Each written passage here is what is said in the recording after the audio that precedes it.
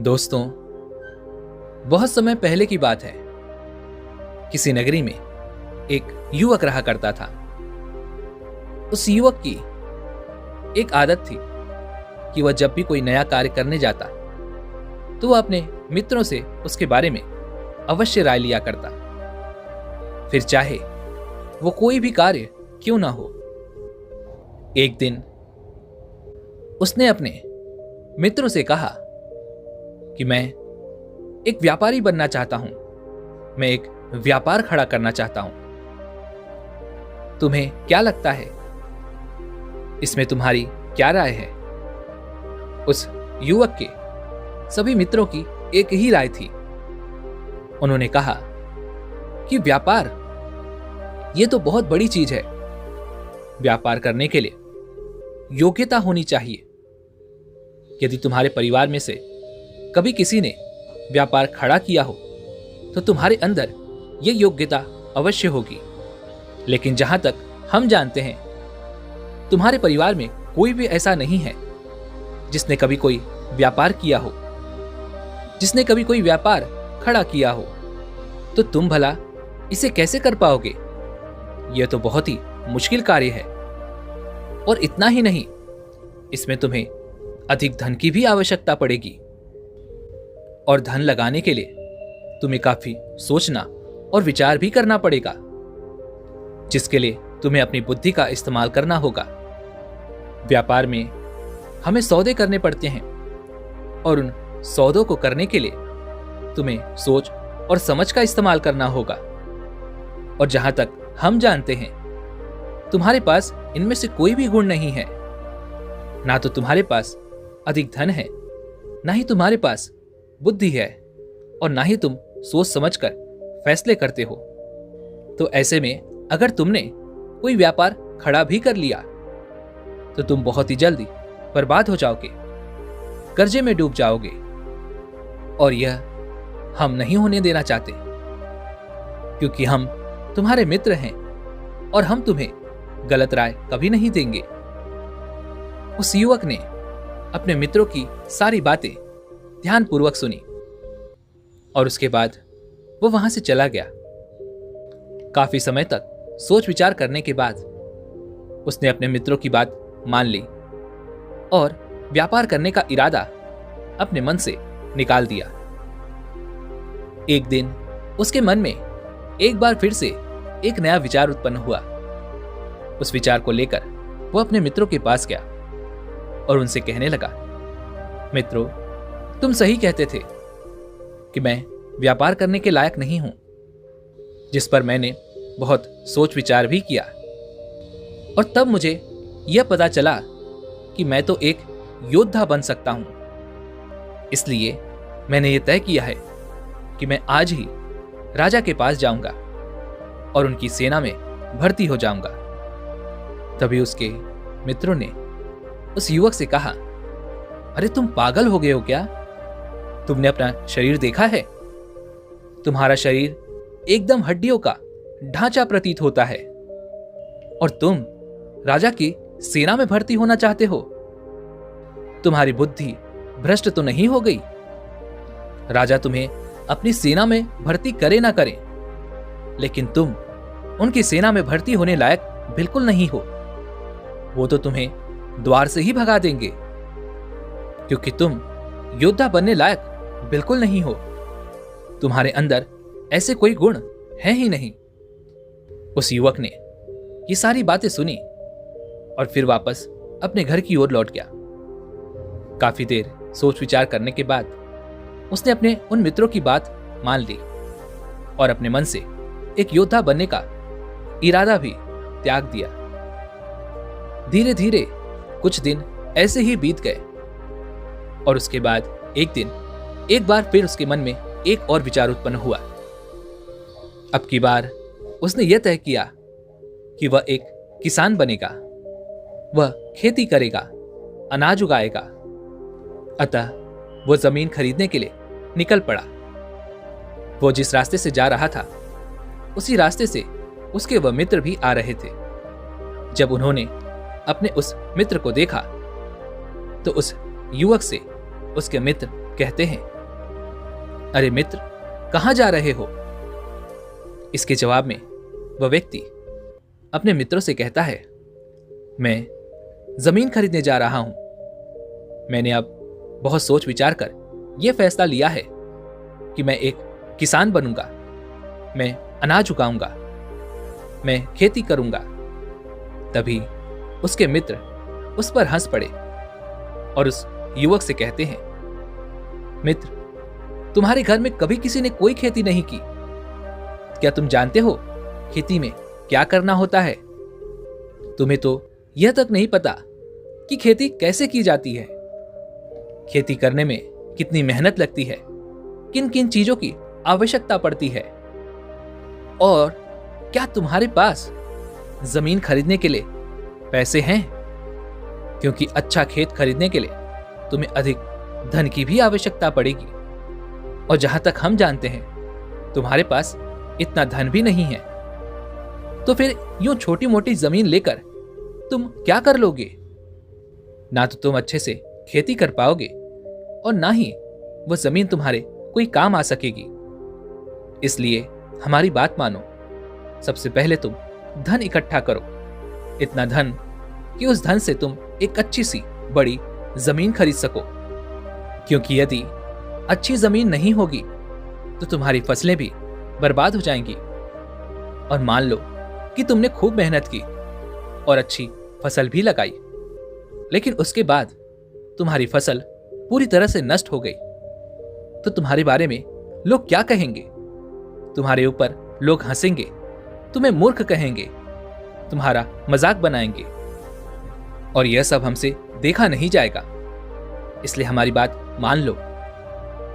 वह व्यक्ति अपने मित्रों की सारी बातें ध्यानपूर्वक सुनता है और उसे अपने मित्रों की यह बात सही भी लगती है, लेकिन वह उनसे कुछ नहीं कहता और घर की ओर लौट जाता है। घर लौटकर वह काफी देर सोच विचार करता है और उसके बाद वह खेती करने का अपना वह इरादा त्याग देता है। कई दिनों तक सोचने और विचारने के बाद उसे कोई रास्ता नजर नहीं आ रहा था। उसे यह समझ नहीं आ रहा था कि आखिर वह क्या करे, आखिर वह किस काम के लिए बना है, आखिर उसे किस काम में सफलता मिलेगी। कई दिनों तक ऐसे ही वह अपने सोच और विचार में डूबा रहा। उसके बाद अचानक उसके मन में एक और विचार उत्पन्न हुआ। उसने सोचा कि जब मेरे मित्र मेरे बारे में इतना सोचते हैं, मुझे इतनी अच्छी तरह से समझते हैं, तो फिर उन्हें ही पता होगा कि मैं कौन सा काम कर सकता हूं, मैं किस काम के लिए सही रहूंगा और मुझे किस काम में सफलता मिल सकती है। मुझे उन्हीं से पूछना चाहिए कि मुझे क्या करना चाहिए। सुबह सुबह ही वह अपने मित्रों से मिलने के लिए निकल पड़ा। जब वह अपने मित्रों से मिला तो उसने अपने मित्रों से कहा, मित्रों, तुम मुझे बहुत अच्छे से जानते हो। जो कुछ भी तुमने मेरे बारे में कहा वह सब सही था, लेकिन अब मेरे मन में यह सवाल है कि मुझे क्या करना चाहिए। और मुझे लगता है कि तुम ही वो लोग हो जो मुझे बता सकते हो कि मेरे लिए कौन सा काम सही रहेगा, किस काम में मुझे सफलता मिल सकती है। अब तुम ही बताओ कि मुझे क्या करना चाहिए। उस युवक के मित्रों ने कहा, मित्र, हमारा परिवार जो कार्य कर रहा है वही कार्य हमें आगे बढ़ाना चाहिए, क्योंकि वही कार्य हमारे लिए सर्वश्रेष्ठ होता है। हमने उस कार्य को बचपन से देखा होता है, जाना होता है और उसमें हम निपुण भी हो जाते हैं। और जब तुम अपने घर का कार्य आगे बढ़ाते हो तो तुम्हें कोई कुछ कहता भी नहीं। इसलिए तुम्हें अपने घर के पुश्तैनी काम को ही आगे बढ़ाना चाहिए, क्योंकि तुम उसे और अच्छे से कर सकते हो और तुम उसमें अपना भविष्य भी बना सकते हो। उस युवक ने अपने मित्रों से कहा, पर मित्रों, मेरा परिवार तो हमेशा से मजदूरी करता आया है, लेकिन मैं मजदूरी नहीं करना चाहता। मैं कुछ अलग करना चाहता हूं, कुछ बड़ा करना चाहता हूं। अपने जीवन को और भी ज्यादा खुशहाल बनाना चाहता हूं। उस युवक की ये सारी बातें सुनकर उसके सभी मित्र उनसे नाराज हो गए और कहने लगे, मित्र, हमारा काम था तुम्हें सही राह दिखाना। तुम जो कर सकते थे वो हमने तुम्हें बता दिया। अब तुम्हारी मर्जी, तुम जो करो। एक एक करके सभी लोग वहां से चले गए। वह युवक वहीं पर खड़ा होकर सारी बातें सोच रहा था, उन पर विचार कर रहा था। उसे अपने मित्रों की यह बात सही लगी, जिस कारण उसने अगले दिन ही मजदूरी करने का फैसला किया और मजदूरी करने के लिए घर से निकल पड़ा। जब वह मजदूरी कर रहा था तभी अचानक कुछ लोग जो उस युवक को जानते थे, उनकी नजर उस युवक पर पड़ी और उन्होंने उस युवक से कहना शुरू किया, तुम तो वही हो ना जो बहुत बड़ी बड़ी बातें किया करता था। मैं ऐसा कर दूंगा, मैं वैसा कर दूंगा, मैं अपने जीवन को खुशहाल बना दूंगा। क्या हुआ तुम्हारी उन बातों का? क्या तुम उन बातों के लायक नहीं हो, या तुम्हारे अंदर अब वो हिम्मत नहीं रह गई? आखिर तुम्हारे घर वालों ने हमेशा से मजदूरी की है और तुम भी आज मजदूरी करने ही यहां पर चले आए हो। आखिर में उन लोगों ने कहा, जैसा बाप वैसा बेटा। बाप भी मजदूर था और बेटा भी आखिरकार मजदूरी ही करने लगा। उस व्यक्ति को यह बात सुनकर बहुत बुरा लगा। उसके मन को एक गहरा धक्का पहुंचा। उसने बहुत कुछ सोचा, विचार किया कि आखिर वह क्या कर सकता है। उसके अंदर ऐसी कौन सी खास बात है, उसके अंदर ऐसी क्या काबिलियत है। लेकिन उसे अब कोई राह नजर नहीं आ रही थी। उसने सोचा, मजदूरी करने से तो अच्छा है कि मैं लोगों से दर दर भीख मांगू, क्योंकि मुझे लगता है मैं इसीलिए बना हूं। कम से कम मुझे लोगों के ताने तो नहीं सहने पड़ेंगे। एक दिन वह भीख मांगने के लिए भी निकल पड़ा। जब वह एक जगह पर भीख मांग रहा था तभी वहां पर उसे कुछ लोगों ने पहचान लिया और वे लोग भी उससे वही बातें करने लगे कि तू तो वही है जो बड़ी बड़ी बातें हाँकता था, बड़ी बड़ी बातें किया करता था। अब उन बातों का क्या हुआ? जैसा तेरा बाप वैसा तू भी निकला। तेरा बाप तो नकारा था ही, तू भी नकारा निकला। ये सारे ताने सुन सुनकर वह अब थक चुका था। अब उसके मन में नकारात्मक विचार उत्पन्न होने लगे। वह सोचने लगा कि ऐसा जीवन जीने से तो अच्छा है कि मैं इस जीवन को यहीं पर खत्म कर दूं। उसने यह सोचकर यह तय किया कि आज ही वह अपने इस जीवन को हमेशा हमेशा के लिए समाप्त कर देगा। वह इसी उद्देश्य के साथ पास ही के एक ऊंचे पहाड़ की ओर चढ़ता चला जा रहा था। उसका मन पूरी तरह से व्याकुल हो चुका था। उसके मन में केवल एक ही बात थी कि वह धरती पर बोझ है, उसका जीना व्यर्थ है, इसलिए उसे इस जीवन को समाप्त करना ही होगा। जैसे जैसे वह पहाड़ पर ऊंचाई पर चढ़ता जा रहा था, उसके मन के वह विचार और भी तीव्र होते जा रहे थे। उसके कानों में उन लोगों के वह ताने गूंज रहे थे, जिससे उसे अपने ऊपर शर्म आ रही थी, अपने ऊपर क्रोध आ रहा था और वह तेजी से पहाड़ की ऊंचाई पर चढ़ता चला गया। जब वह ऊपर पहुंचा तो उसने देखा कि एक बौद्ध भिक्षु वहां पर ध्यान में लीन थे। उन्हें देखकर उसका मन मानो शांत सा हो गया। उसने सोचा कि यह तो बड़े ज्ञानी मालूम पड़ते हैं, एक बार इनसे भी पूछकर देख लेता हूं कि आखिर मुझे अपने जीवन में क्या करना चाहिए। यह सोचकर वह वहीं पर उनके सामने बैठ गया और उनके ध्यान से बाहर आने का इंतजार करने लगा। जैसे ही वह बौद्ध भिक्षु अपने ध्यान से बाहर आए, वह व्यक्ति उनके चरणों में गिर पड़ा और कहने लगा, हे गुरुवर, मेरा मार्गदर्शन कीजिए। मैं अपनी राह से भटक चुका हूं। मुझे अब कुछ समझ नहीं आ रहा, मुझे कोई रास्ता नजर नहीं आ रहा। मैं कहाँ जाऊं, क्या करूं? तभी उन बौद्ध भिक्षु ने उस व्यक्ति से कहा, भंते, तुम्हारी क्या समस्या है? इसका जवाब देते हुए वह व्यक्ति उन बौद्ध भिक्षु से कहता है, हे गुरुवर, मैं जब भी कोई कार्य करने की शुरुआत करता हूं, कोई भी कार्य करने के बारे में सोचता हूं, जब मैं कोई कार्य करना चाहता हूं, तब कोई ना कोई आकर मुझे रोक देता है। कोई ना कोई उस काम को लेकर कुछ ऐसा कह देता है जिससे मेरा मन उस कार्य को करने के लिए तैयार ही नहीं हो पाता। जैसे कि मेरे मित्र, जब भी मैं उनसे कोई कार्य करने के लिए पूछता हूं, तो वे हमेशा यही कहते हैं, नहीं नहीं, ये तेरे बस का नहीं है, ये तुझसे नहीं हो पाएगा।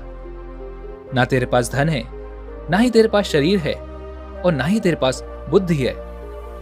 तो फिर तू इस कार्य को भला कैसे कर सकता है? यदि तूने इस कार्य को शुरू भी किया तो तू बर्बाद हो जाएगा। तेरी जो भी जमा पूंजी है वो भी पूरी तरह से खत्म हो जाएगी। आखिरकार हार मानकर मैंने भिखारी बनना भी चुन लिया और भिखारी बनकर देख भी लिया, लेकिन लोगों ने मुझे यहां भी नहीं छोड़ा। वे लोग मुझे ताने मारते हैं कि तू तो वही था जो बड़ी बड़ी बातें किया करता था कि मैं ऐसा कर दूंगा, मैं वैसा कर दूंगा। तो तेरी उन बड़ी बड़ी बातों का क्या हुआ? मुझे कहीं पर भी चैन नहीं है। लोग मुझे कहीं पर भी छोड़ नहीं रहे। जहां पर भी वो मुझे पाते हैं, मुझे खरी खोटी सुनाने में वो कभी पीछे नहीं हटते। हे गुरुवर, अब आप ही मुझे बताइए, मैं क्या करूं? तभी वह बौद्ध भिक्षु उस व्यक्ति से कहते हैं, आखिर तुम क्या करना चाहते थे? इसके जवाब में वह व्यक्ति कहता है, हे गुरुवर, मैं तो व्यापार करना चाहता था। तभी वह बौद्ध भिक्षु उस व्यक्ति से कहते हैं, तो तुम्हें किसने रोका है? जाओ और अपना व्यापार शुरू करो। लेकिन इसी के साथ मेरी एक बात अवश्य ध्यान रखना कि जब भी तुम कोई कार्य करने के बारे में सोच रहे हो या किसी कार्य को करने जा रहे हो, तो तुम्हारे आसपास के लोग जो भी तुम्हें कहते हैं उन्हें अनसुना कर दो।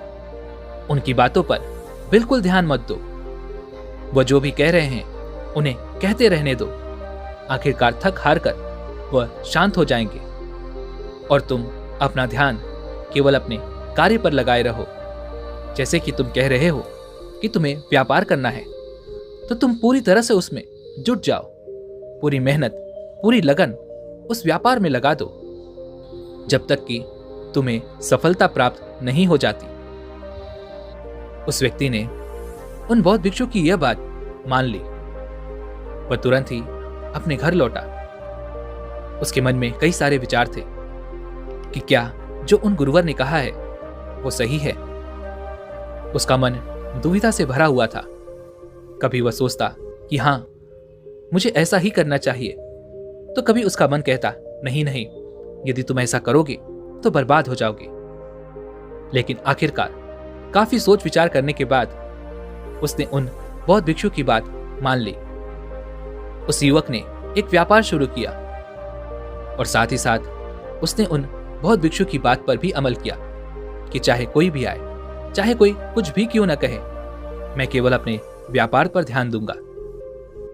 जैसे ही उसके मित्रों को यह बात पता चली कि उस युवक ने व्यापार शुरू किया है, वे लोग तुरंत उसके पास पहुंचे और उससे कहने लगे, मित्र, तुम पागल हो गए हो क्या?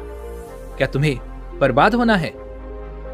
हमने तुम्हें इतना समझाया, इतना मना किया, लेकिन तुम हमारी बात मानने को तैयार ही नहीं हो।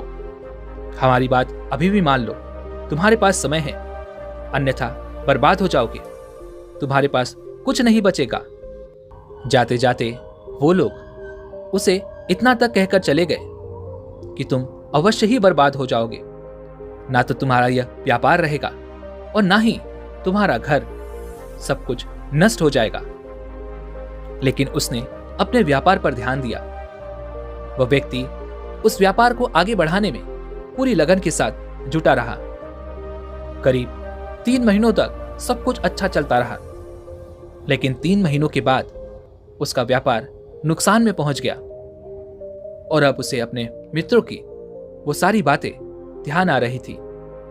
उसने सोचा कि शायद मेरे मित्र सही कह रहे थे, मुझे उनकी बात मान लेनी चाहिए थी। तभी अचानक उसके मन में उन बौद्ध भिक्षु की कही हुई वह बात भी ध्यान आने लगी कि जब तक तुम उस व्यापार को सफलतापूर्वक चलाने में सक्षम नहीं हो जाते, तब तक तुम्हें रुकना नहीं है। तुम्हें आगे बढ़ते रहना होगा और उन सभी की बातों को अनसुना करना होगा जो तुम्हें रोक रहे हैं, जो तुम्हें तुम्हारा कार्य करने नहीं देना चाहते। उसने एक बार फिर हिम्मत बांधी। उसने एक बार फिर उन बौद्ध भिक्षु की बात मानी और एक बार फिर से उसने बचे हुए धन से एक और व्यापार शुरू किया। अब की बार जो भी गलतियां उसने की थी, उन गलतियों से सबक लेते हुए उसने उन गलतियों को सुधारा और यह भी ध्यान रखा कि अब की बार उसे व्यापार में किसी तरह का कोई नुकसान ना पहुंचे। उन गलतियों से सीख लेते हुए वह आगे बढ़ता रहा, जो गलतियां उसने अपने पहले व्यापार में की थी। लेकिन अब की बार भी उसका व्यापार कुछ खास नहीं चल पा रहा था। तभी उसके मित्र भी वहां पर वापस आए और उससे कहने लगे, तुमने देखा, जैसा हमने कहा था बिल्कुल वैसा ही हुआ। हमने तुम्हें मना किया था कि तुम व्यापार ना करो, लेकिन तुम नहीं माने, जिस कारण तुम्हारा पहला व्यापार तो चौपट हो ही गया। लेकिन तुम इतने अड़ियल हो कि तुम अभी भी हमारी बात मानने से इनकार कर रहे हो। तुम क्या मूर्ख हो? क्या तुम्हारी बुद्धि काम नहीं करती? जब तुमसे कोई कुछ कह रहा है तो तुम्हें उसकी बात मान लेनी चाहिए। लेकिन उस व्यक्ति के मन में उन बौद्ध भिक्षु की यह बात पूरी तरह से घर कर गई थी कि जब भी तुम्हें कोई तुम्हारा कार्य करने से रोके तो तुम्हें उसकी बात पर ध्यान नहीं देना चाहिए, उनकी बातों को अनसुना कर देना चाहिए। उस व्यक्ति ने बिल्कुल ऐसा ही किया। उसने अपने सभी मित्रों की बातों को अनसुना कर दिया और उसने अपना पूरा ध्यान केवल अपने व्यापार पर लगाए रखा। उसने अपनी सारी असफलताओं पर ध्यान दिया कि आखिर वह किस तरह से असफल हो रहा है। उसने उस पर चिंतन किया। तब उसे यह पता लगा कि उसकी असफलता का कारण यह है कि वह कभी भी किसी से खुद मिलने नहीं जाता। जब उसे कोई आवश्यकता होती है तो वह दूसरों को भेज देता है। दूसरे उसके लिए वह सौदा करते हैं, जबकि वह सौदा उसे खुद करना चाहिए। तभी तो उसे व्यापार अच्छी तरह से समझ में आ सकेगा। उसने अपने भीतर की इस कमी को पहचाना, उसे सुधारा, क्योंकि वह यह समझ चुका था कि किसी से भी बात किए बिना व्यापार करना असंभव है और दूसरों के कंधों पर व्यापार नहीं किया जा सकता। सब कुछ निष्कर्ष निकालने के बाद उसने एक बार फिर हिम्मत जुटाई और अपने उसी व्यापार को फिर एक बार खड़ा करने का निश्चय लिया। लेकिन अब की बार उसके पास कोई धन नहीं बचा था। उसके पास जो भी धन था वो पिछले दोनों व्यापार में पूरी तरह से खत्म हो चुका था। उसने गांव के एक अमीर सेठ से थोड़ा सा कर्ज लिया और अपना व्यापार फिर एक बार आरंभ किया। लेकिन अब की बार उसने वो गलतियां नहीं दोहराई जो उसने अपने पिछले दोनों व्यापार में की थी, बल्कि उसने अपनी उन कमजोरियों पर अपना ध्यान दिया, उन कमजोरियों को सुधारा, उन्हें अपनी ताकत बनाया। उसे लोगों से मिलने में डर लगता था, लेकिन अब की बार वह अपने व्यापार के लिए सौदे करने के लिए किसी और को ना भेजकर खुद ही जाया करता। वह जानबूझकर लोगों से मिलता, उनसे बातें किया करता। वह जहां भी जाता उसके मन में केवल एक ही बात होती कि कोई भी उसे नहीं जानता, इसलिए कोई भी उसका सम्मान नहीं करेगा, ना ही उससे कोई बात करेगा। लेकिन धीरे धीरे ऐसे ही मिलते मिलते उसे पूरे 2 वर्ष बीत चुके थे और अब व्यापार में निपुण हो चुका था। उसने अपने व्यापार को एक बहुत ही बड़े व्यापार में बदल दिया था और वह अब उस गांव का सबसे बड़ा व्यापारी बन चुका था। अब उसके मित्र जब भी उसके पास आया करते तो वे उससे यही कहते कि मित्र, हमें तो पता था कि तुम कुछ खास हो, तुम्हारे अंदर कुछ न कुछ तो ऐसा है जिससे तुम कुछ अलग कर सकते हो। हम तो तुम्हें इसीलिए रोकते थे ताकि तुम खुद अपने आप को जानो, अपने आप को पहचानो, अपने अंदर की उस शक्ति को बाहर निकालो ताकि तुम कुछ बड़ा करने में सफल हो जाओ। लेकिन वह व्यक्ति अब भी अपने मित्रों की उन बातों पर ध्यान नहीं दिया करता। 2 वर्षों के बाद एक दिन उसे उन बौद्ध भिक्षु की याद आई। वह वापस उसी पहाड़ की चोटी पर पहुंचा, यह देखने के लिए कि क्या आज भी वह बौद्ध भिक्षु वहीं पर हैं या नहीं। जब वह वहां पर पहुंचा तो उसने देखा कि वह बौद्ध भिक्षु अभी भी वहीं पर साधना कर रहे हैं, ध्यान में लीन हैं। वह उनके सामने पहले की तरह ही बैठ गया और उनके ध्यान से बाहर आने का इंतजार करने लगा। जब कुछ समय बाद वह बौद्ध भिक्षु ध्यान से बाहर आए, तब वह व्यक्ति उन गुरुवर के चरणों में गिर पड़ा और उन्हें प्रणाम किया।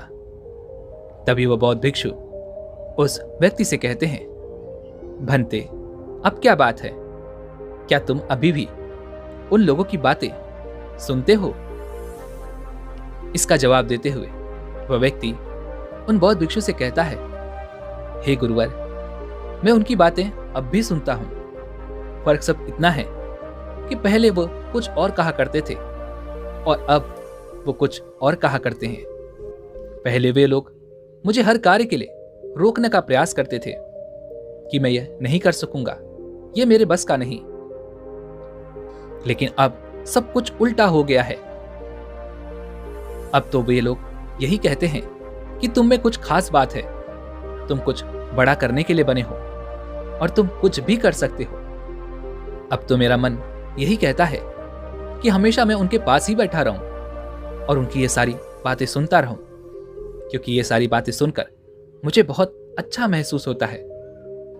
तभी वो बौद्ध भिक्षु मुस्कुराए और उस व्यक्ति से कहने लगे, भंते, अगर तुम्हारा मन उनकी बातें सुनने को कह रहा है तो एक बार उनकी भी बात सुन लो, समझ लो, जान लो और फिर देखो कि क्या परिणाम निकल कर आता है।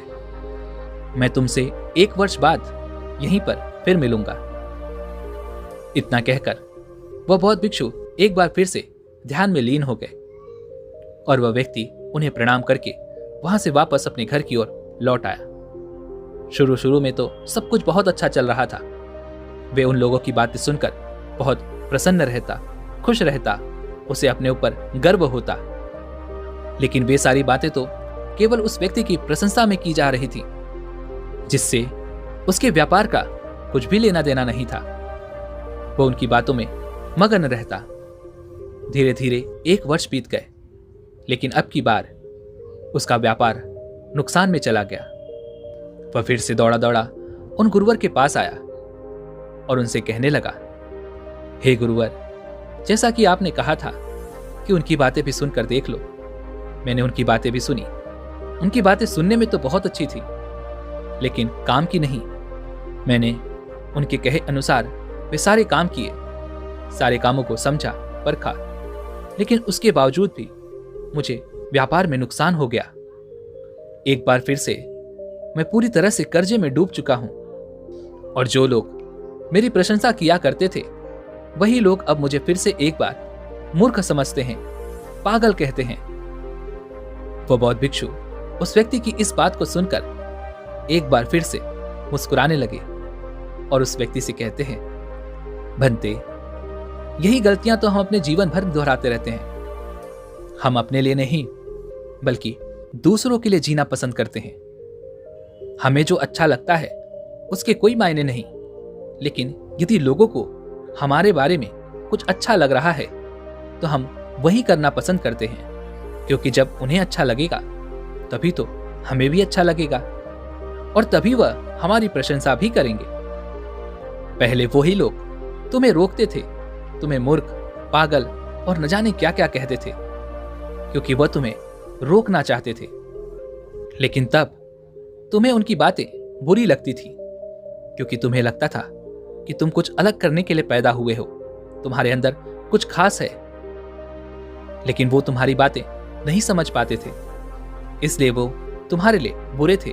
उनकी बातें तुम्हारे लिए बुरी थी। लेकिन अब जब उनकी बातें तुम्हारे लिए अच्छी हो चुकी थी, तब भी तुमने उन्हीं की बातें सुनी, और आखिर उसका क्या परिणाम हुआ ये तुम्हारे सामने है।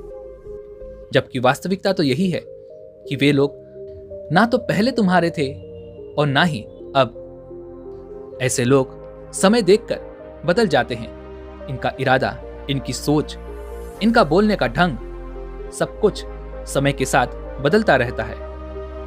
वह व्यक्ति रोते हुए उन बौद्ध भिक्षु से कहता है, हे गुरुवर, तो आप ही मुझे बताइए कि आखिर मुझे किसकी बात सुननी चाहिए। वह बौद्ध भिक्षु उस व्यक्ति से कहते हैं, भंते, सबसे पहले तो तुम्हें अपनी सुननी चाहिए, उसके बाद किसी सिद्ध पुरुष की, किसी बुद्ध पुरुष की। लेकिन तुमने तो पहले उन लोगों की बातें सुनी जिस कारण तुम अपने जीवन में कुछ न कर सके। लेकिन जब तुम मेरे पास आए, मेरी बात मानी, तो तुमने सफलताएं भी हासिल की। लेकिन एक बार फिर तुम उन्हीं की बातों में आ गए और उन्हीं की